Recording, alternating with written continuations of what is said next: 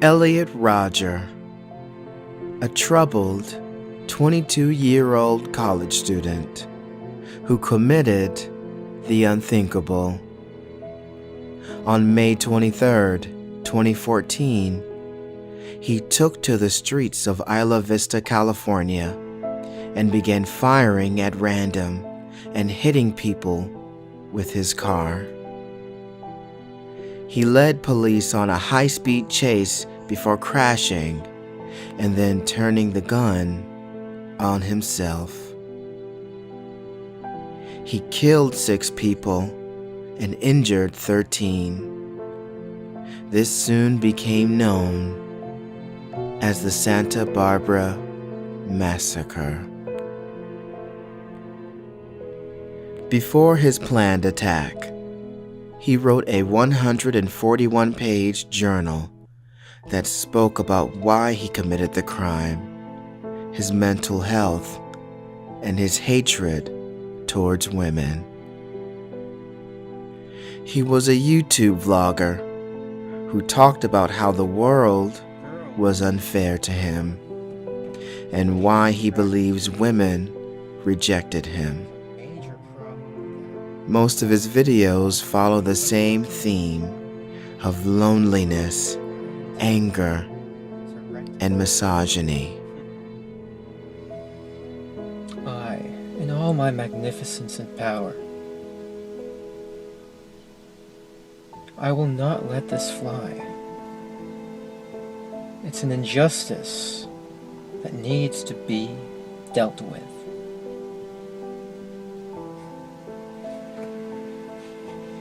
As time went on, he becomes self-centered, narcissistic, and proud.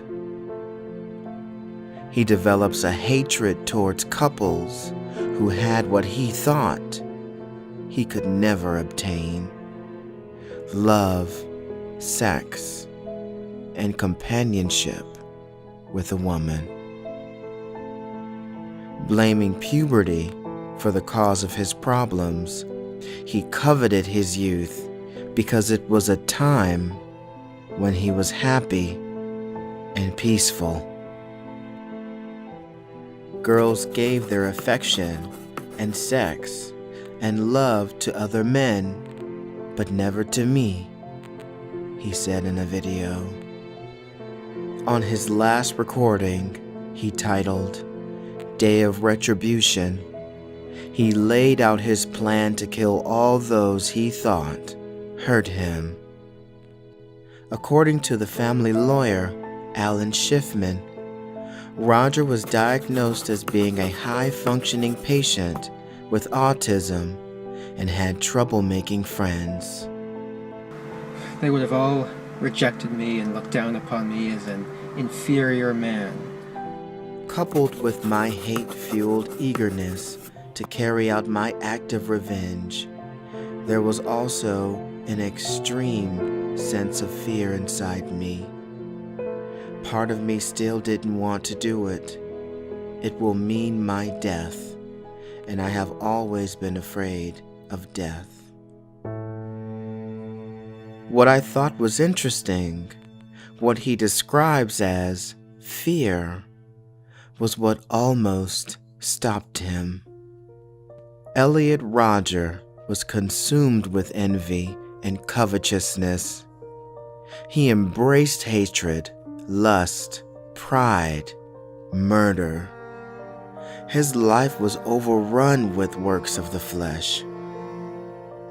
But nothing good dwells in our flesh. What does the Bible say? For where envy and self-seeking exist, confusion and every evil thing are there. According to his deeds and works, Elliot did not have love in his heart. He lusted after the things of the world, and he set his heart on them. As Christians, we need to have love in our hearts, because we can have faith as to move mountains, and we can give away everything we own. But if we don't have love, we are nothing.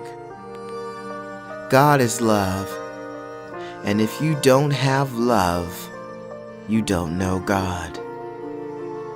Love suffers long and is kind. Love does not envy. Love does not parade itself. It is not puffed up. Elliot Rodgers' name has been buried in infamy. Although this man embraced and gave his heart over to darkness, there is still hope for those alive. There is hope in Jesus Christ. And if Jesus can change a man who was known to persecute and kill Christians to a man God used to write several books in the Bible, then he can change you. It doesn't matter how far you are from God. It doesn't matter how low or how bad of a person you think you are. God can change you for the good. You say, "I've done so much bad. God doesn't want to hear from me."